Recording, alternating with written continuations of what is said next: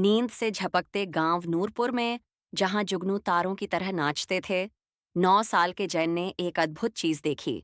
चांदनी में चमकते सफेद अयाल वाला एक घायल यूनिकॉर्न। डरो मत, यूनिकॉर्न ने फुसफुसाया।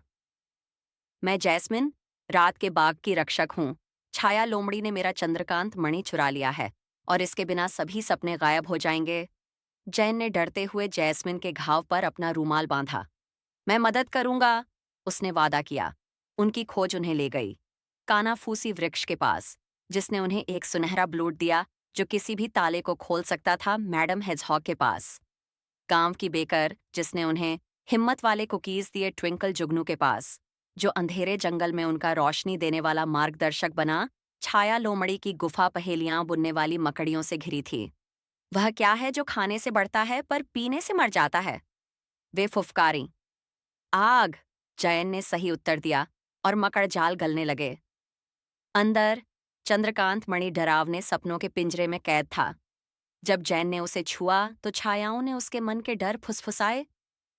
तुम बहुत छोटे हो, इतना साहस नहीं कर सकते। पर जैस्मिन पर भरोसा याद कर उसने अपनी दादी की लोरी गाई। पिंजरा पिघल गया। जैसे ही जैस्मिन के सींग ने मणि को छुआ, आकाश में तारों की बौछार हो गई। छाया लोमड़ी, जो अब केवल एक अकेला प्राणी थी, मैडम हेजहॉग के साथ रहने लगी। शिक्षा, प्यार से छोटी सी रोशनी भी अंधेरे को हरा सकती है।